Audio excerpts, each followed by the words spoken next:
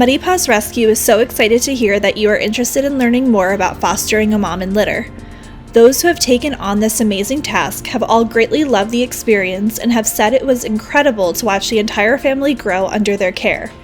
The following video will hopefully prepare you for this incredible opportunity and answer many of your questions before getting started. We encourage you to take notes as we cover everything from getting started to different phases in puppy development to your goal as their foster parent in each new week of life. Fostering moms in litters is a momentous experience in which you will be responsible for the puppy's first impressions that are formed anywhere from 0 to 12 weeks of life. This critical time period is considered a huge window of opportunity to shape and mold puppies' lives. While you don't need to be an expert to get started, our goal is to educate you on raising a mom in litter so that you can feel prepared as you begin your journey.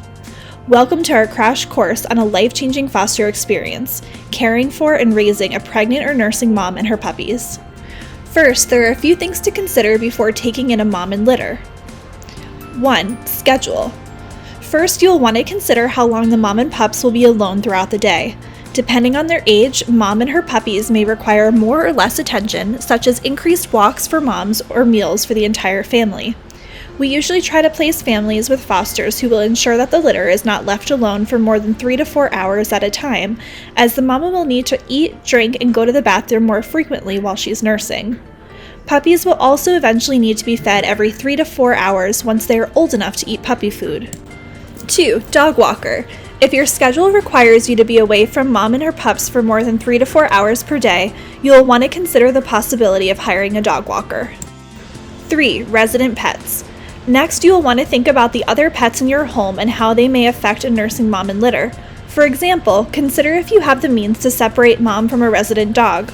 Sometimes the nursing mom may be a bit stressed or even somewhat protective of her litter, and giving her some space during this time is very important. Additionally, you will want to ensure that your own resident dog, who will likely eventually interact with the puppies, can provide positive socialization so that they will positively influence a growing puppy's behavioral development. Timeline. Consider if you can foster the entire family until the puppies are available for adoption. Generally, this is 4 to 8 weeks from arrival, depending on the age of the puppies when they arrive into New York City. Ideally, the family will stay with one foster until they are old enough to be adopted. 5. Vet visits. Mom and her puppies will generally require at least 1 to 2 vet visits before they are available for adoption to ensure that they are healthy and ready for their new families. Consider if you are able to bring the entire family to the vet as needed for wellness checks. If you don't have a car of your own, maybe a friend or family member could give you a ride to the vet.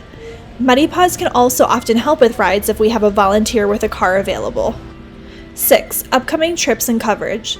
Since fosters for moms in litters can be more challenging to find, our team always asks in advance if you have any upcoming conflicts that we should plan for, such as a vacation or work trip. Ideally, moms in litters would remain in one home until adoption unless behavioral concerns with the mom arise. 7. Designated nursery space for mom and pups. You will also want to think about where you will set up the mom and pups in your home. Ideally, you'll want to find an area where there won't be a lot of commotion or noise. For example, the side of your kitchen or a spare bedroom or living room.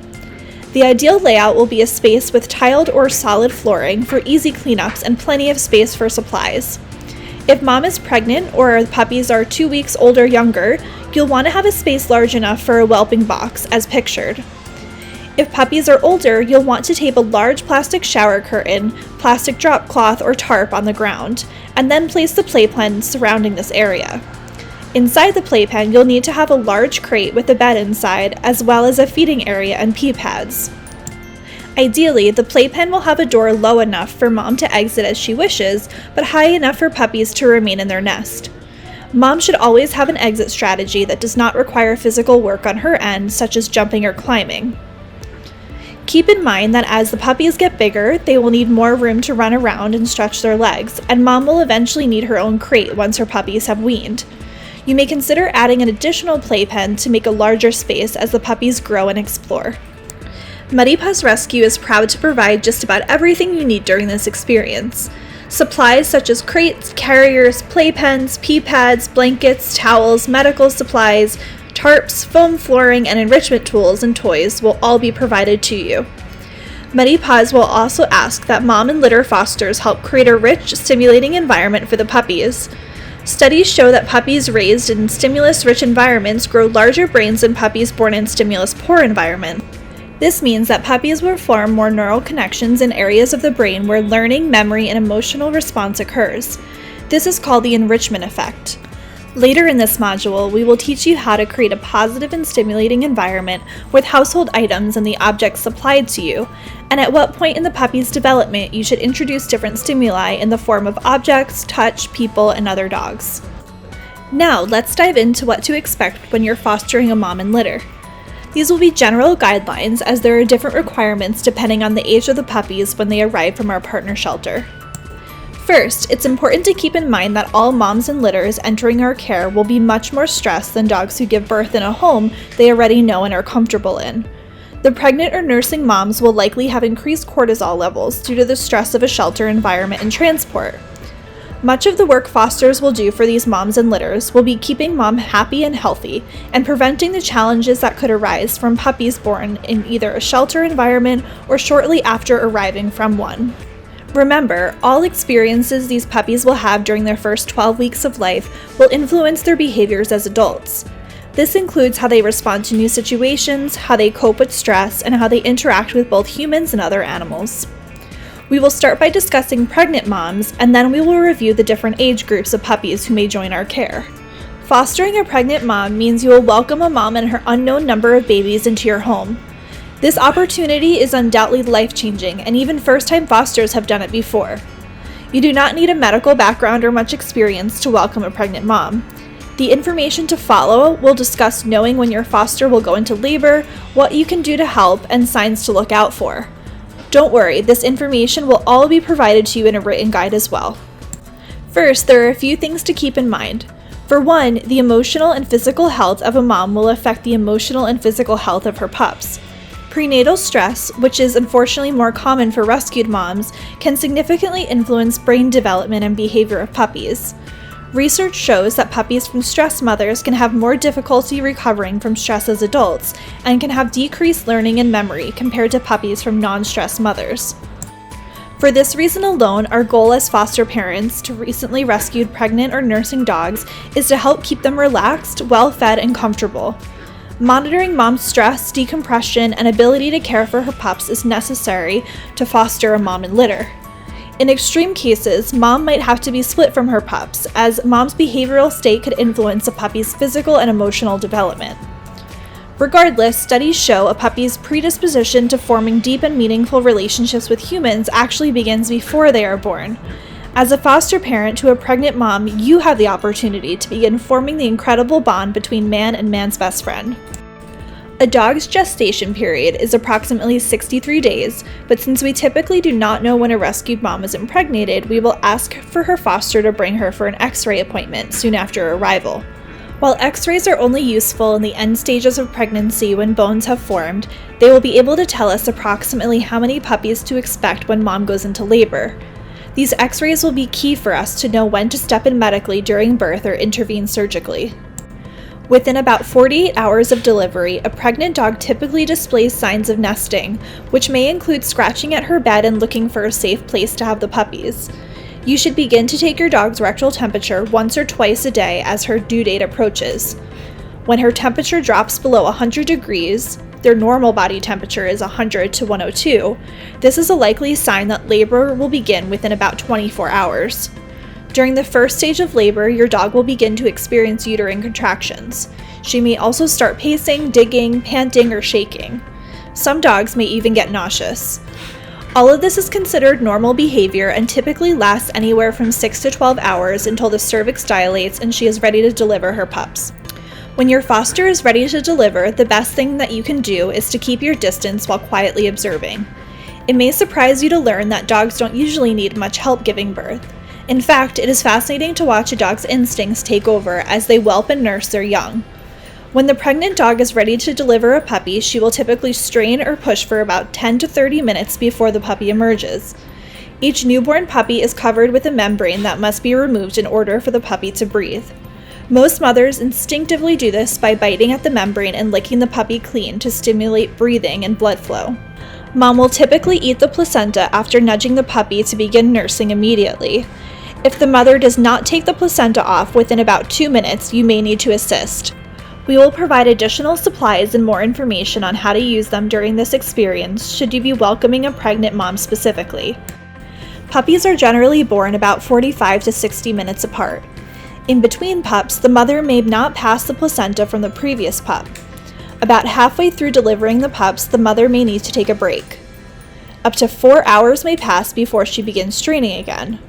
This isn't cause for concern unless she goes longer than 4 hours before beginning to deliver the next pup. Some puppies may also be born tail first. This is not abnormal and is not usually a problem unless the pup seems stuck. While many dogs give birth without any trouble, it is possible that there may be complications. Remember that you are not alone and you can call your veterinarian if you notice any issues. When the dog is in labor or whelping, it is important to look out for the following complications. 1. The dog does not go into labor within 24 hours of her temperature dropping below 100 degrees Fahrenheit. 2. The dog is straining or having contractions for more than 30 to 60 minutes without a puppy being born. 3. A puppy appears to be stuck in the birth canal, or the puppy is halfway out and the mother cannot push the puppy anymore. 4. It has been more than 4 hours since the last pup and you know there are more inside. 5. The dog appears to be in extreme pain.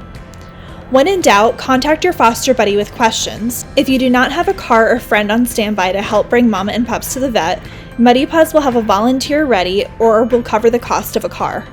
Within 24 hours of giving birth, mom will have her first vet visit.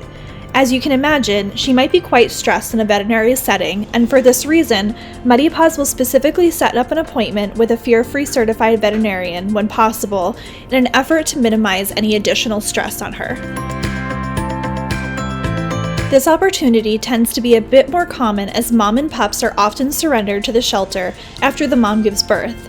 Let's discuss the life stages of puppies and what that means for you during your fostering experience. The neonatal period is scientifically defined as the first 0 to 14 days of a puppy's life. Dogs are an altricial species, meaning they are born before being fully developed.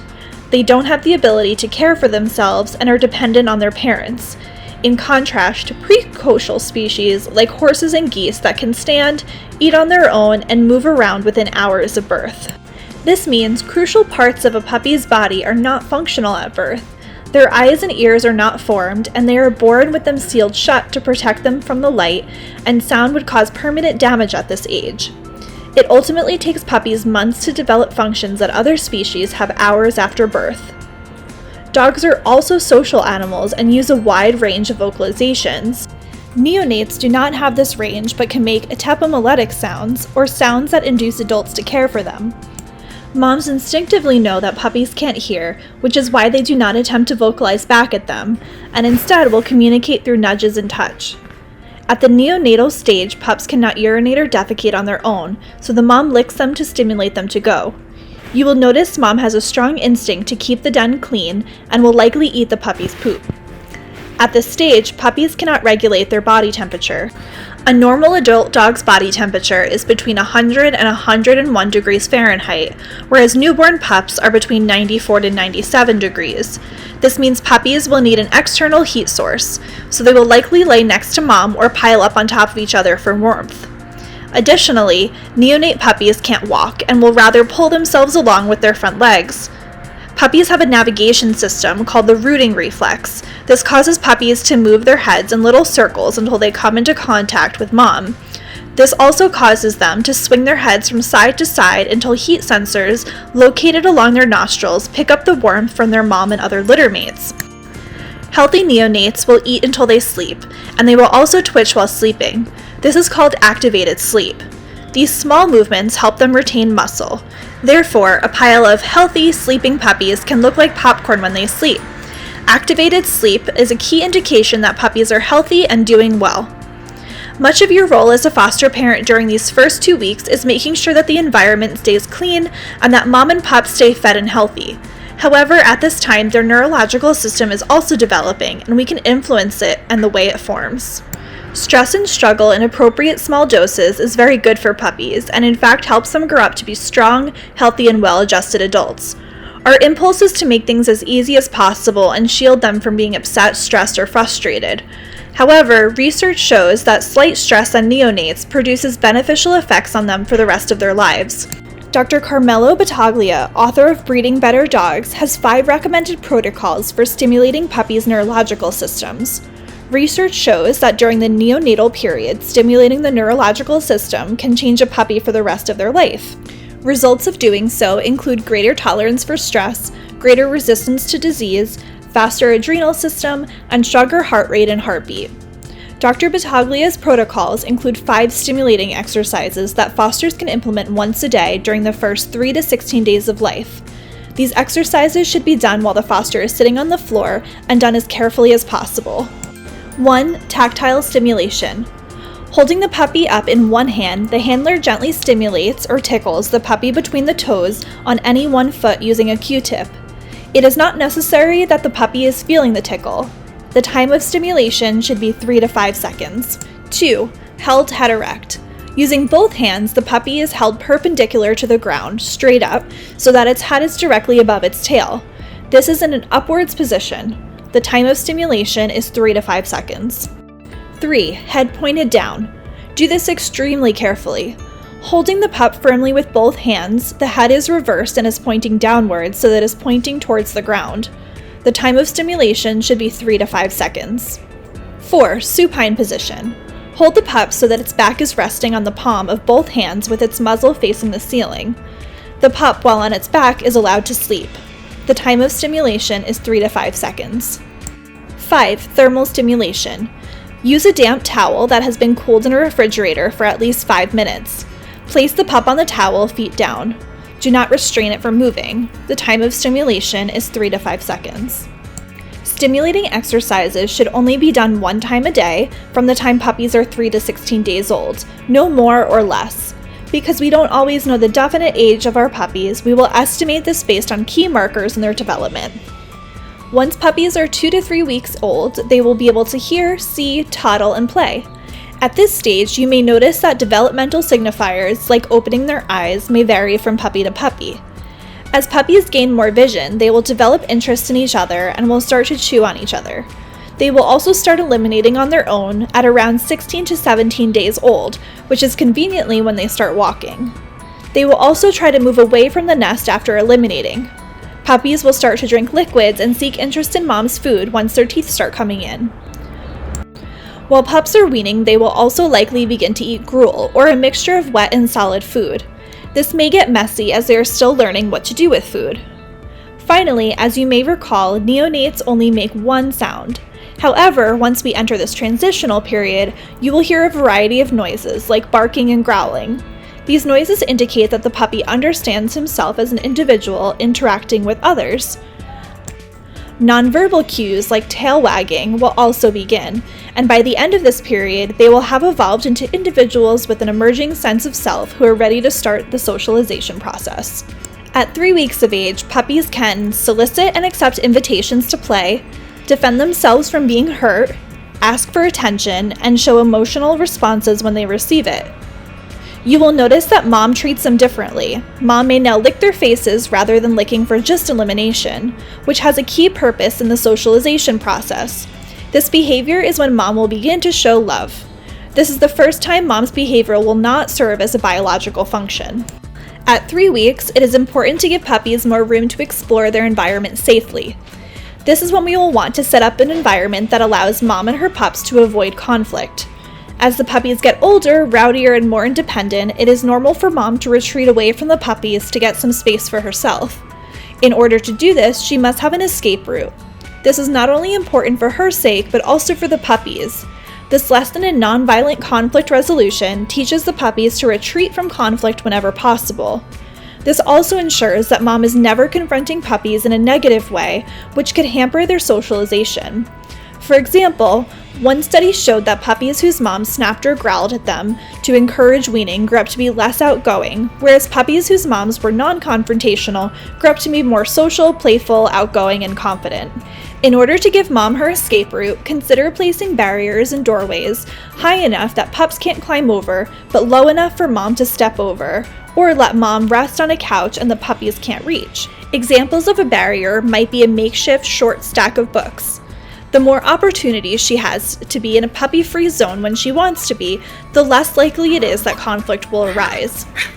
At 3 weeks, you will notice lots of growling and posturing as puppies are learning to use ritualized threats to avoid physical conflict. Dogs evolve from social pack animals, and they understand instinctively that violence is not a good solution to conflict. To avoid this, dogs evolved a variety of signals to avoid violence and disputes. These noises, as intense as they may sound, are how puppies learn to communicate with one another to avoid conflict and teach each other how to interact politely and appropriately. You may even notice that as puppies find their voices, they may begin to growl at humans, which is normal. Keep forming positive associations with them by feeding, cuddling, and playing with them, and this will likely go away over time. During this time, you will want to keep the puppy's nails short with either a puppy nail clipper or a human nail clipper. Their nails can be painful for mom when they nurse, and it is important to get puppies used to nail trimming and having their paws touched at a young age. This is easiest and safest to do when they are sleeping. Keeping their nails short will also allow puppies to learn to walk properly, which is important for their bone development.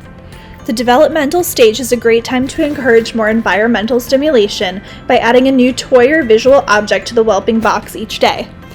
These can be items from around your home that make different sounds or look intimidating, like a vacuum, broom, or a cardboard box. Puppies develop a social attraction to people at 3 to 4 weeks old, so this is a great time to have some dog-savvy people come over for a puppy party. Remember, these puppies are immune to most diseases but are still physically fragile.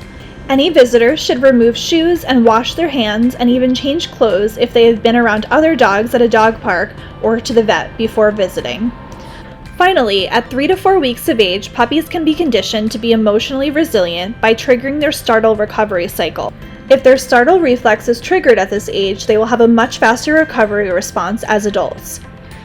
You can trigger this response a couple of times a day within reason by making loud noises, dropping dishes, slamming doors, vacuuming, or dropping household objects like books. This will result in the puppies being surprised and they will need to recover over and over, but don't worry, puppies at this age do not have a fear response, so this will not damage them psychologically. During this time, they should also be introduced to kids, people, and other fully vaccinated animals if possible. Strengthen their bond with humans by taking each pup out individually for some one-on-one attention, which will also help them get used to being alone once they're older.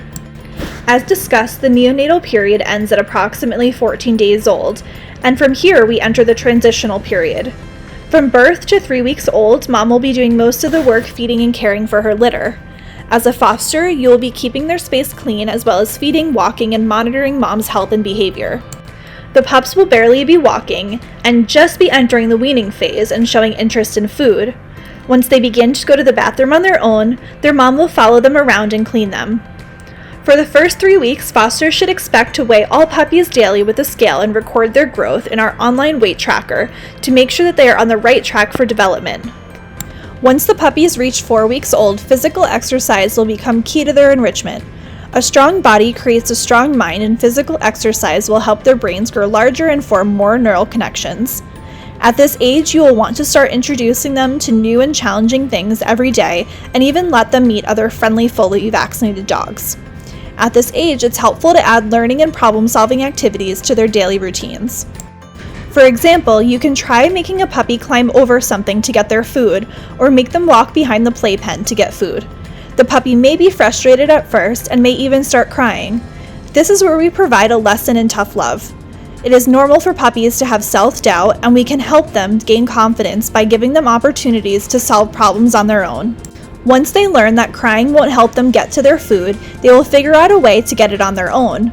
Lessons like these can also curb aggression in the future, as aggression arises when dogs have not learned how to appropriately handle their frustration. Another way to challenge your pup is to begin basic training. Clicker training at this age works well, and puppies will benefit from a couple of 1 to 3 minute sessions of daily training with 15 to 30 minutes of rest in between. Finally, at 4 weeks old, you will begin weaning the puppies 4 times a day until they're almost fully weaned at around 6 weeks old. Now, let's review what weaning is and how to wean puppies. Weaning is the process of transitioning puppies from their mother's milk to puppy food. During this time, they will transition from their mother's milk to puppy gruel and then to puppy kibble. Between 4 to 5 weeks of age, you will create gruel every 4 to 6 hours by mixing formula or water with wet food. Monitor the puppies to ensure that they are all eating. Oftentimes, larger puppies may try to push the runt out. At 5 weeks old, puppies will still be weaning. Puppies should be fully weaned by 6 weeks of age. At this stage, the mom will start to want her own space to sleep and will eat separately from her puppies and should continue to take breaks away from them as needed. Now that we've covered the weaning process that will come between 5 to 6 weeks of age, let's discuss the developmental changes that take place during this time. At 5 weeks old, puppies will now develop a fear response, and the 5-week-old mark is when they enter the fear imprinting stage.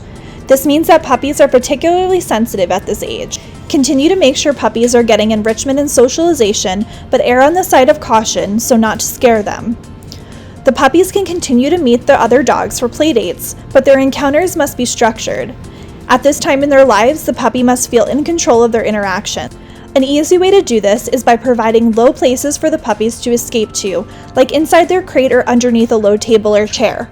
At 5 weeks old, puppies value social interaction and will respond to praise and affection.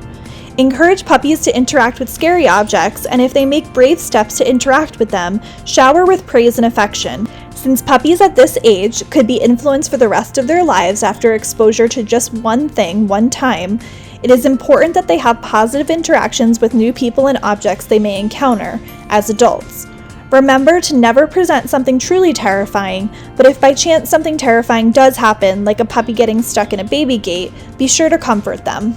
At 6 weeks old, a puppy's thought process will still be immature, but the underlying structure of their brain has the adult capacity to take in information and form emotional reactions to it. This means puppies are very willing and able to form connections, and it's still a great time for socialization. This age is when a puppy will be most confident and curious, and the least fearful. This is a great time for puppy parties, but these interactions with a group of humans or new dogs must be structured. At this age, puppies' social sensitivity is high and fear imprinting is possible. Puppy parties are more than just having friends over to play with puppies. It's also a great time to introduce new objects, like the puppy ramp and exercise board Mighty Paws will provide to you, or a fun tunnel to teach puppies to walk through. Ask your foster buddy if you'd like to see our guide on throwing safe and structured puppy parties. Don't worry, supplies will be provided. At 6 to 7 weeks old, puppies will want more room to roam and will naturally want to keep their space clean. If possible, give them the opportunity to eliminate away from the nest. Some puppies may be able to physically hold their pee and stool until reaching the pee pad area, but it's important to note physical ability may vary from puppy to puppy. You will need to start predicting when the puppies need to go and need to bring them to the pee pad to let them eliminate. This will generally be 10 minutes after the start of a play session, 15 minutes after eating, and immediately upon waking up. A natural sign is when a puppy abruptly stops what he's doing and starts sniffing or circling. At this age, puppies may go every 1 to 3 hours, but can go 5 to 6 hours overnight. Accidents are bound to happen, but never scold your puppy, as this just makes them think they should not go in front of you. Simply clean up, move on, and positively reinforce when they go in the right place. At 7 weeks old, the puppies should be ready for a pre-adoption wellness visit at the vet. Your foster buddy will remind you of this once the time comes. If you have a vehicle, you'll be asked to schedule the appointment directly. If you do not have transportation, we will first find a volunteer driver to bring the family back and forth, and then we'll coordinate with you to schedule an appointment. At the vet, they will receive a wellness exam and have their microchips inserted. Before you know it, your puppies will be 8 weeks old, and if they are healthy and ready, they will be available for adoption. As you head into week 8, our team will ask for update forms on all puppies in an effort to understand each of their unique personalities. At this point, your job is nearly over, and our team will start working on matching puppies to their most ideal forever homes. Throughout your fostering experience, you will be using our handy-dandy Mama and Pups weight tracker spreadsheet to help keep track of their medical needs. Don't worry, your foster buddy will go over everything with you and remind you when each treatment is due. However, it will be your responsibility to fill in the tracker with the puppy's weekly weights to ensure that they are all growing as expected. While in your care, the mom and pups will also be given frequent dewormer medications as a preventative measure. During this time, you may even encounter live worms, but don't panic. Worms are very common and do not transfer to humans. Just make sure to clean the pee pads frequently and don't allow any resident pets to eat near the potty areas. Vet visits will be necessary for pregnant moms and for puppies prior to adoption as mentioned during weeks 7 and 8. Vet visits will also be scheduled as needed should medical or behavior concerns arise. Your foster buddy will work with you to schedule this appointment and make sure that the vet has all necessary medical records before seeing the litter. We will also make sure that you have a plan to get mom and pups to the vet and back safely. Like with any other dog or puppy in foster care, we ask that our NPR foster parents closely monitor our dogs and alert their foster buddies should any concerns come up, like if a pup is not gaining weight normally or nursing regularly, or if mom is showing concerning behaviors towards her pups. It is important to know that while we do our best to support a pregnant or nursing mom and her litter, emergencies can arise at any time. Unfortunately, it is not uncommon for complications to come up during or after birth. The first few weeks for neonates are considered critical, and while we do our absolute best, nature does sometimes run its course, and sometimes puppies do not thrive. Many things can affect puppies' survival rate, including being born to a stressed mom or being born with a genetic defect, like a cleft palate.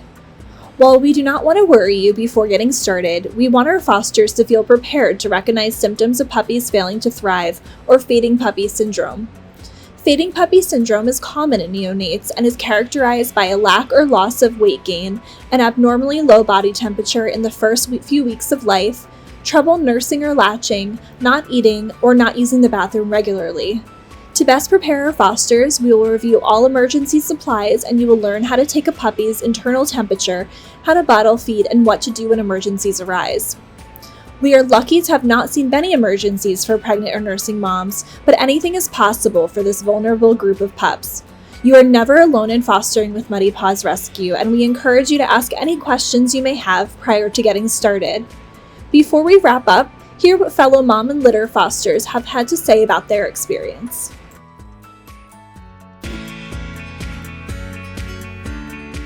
Favorite thing would be that I get to watch the entire family grow up. From like I was fortunate enough for at least this litter to watch them from birth to hopefully to their adoption date. It would be the entire experience of them growing up and being eligible for adoption. Absolutely. When it comes from the drop off of the litter to their vet appointments, I've always had somebody contact. I've always had somebody to cover if I couldn't drop off the litter to the vet. Whenever I need supplies, they're always there. Even if I can't even pick it up from headquarters, somebody's sending it to my house. It's always a seamless process. There's always somebody to contact. I've had full support throughout all the litters I've fostered. Thank you for taking the time to learn more about this incredible foster opportunity. We hope this video was helpful to prepare you to foster a mom and litter with us soon. We are so excited to save another family with your help and to support you on this exciting journey. We encourage you to explore our written guide for frequently asked questions and a more in-depth schedule regarding weekly medical treatments. If this module excited you to become a mom and litter foster, please let our team know and submit your foster availability if you haven't already. Since you are now an approved mom and litter foster parent, we will be in touch when we have a pregnant mom or nursing mom enter our care and know you are free.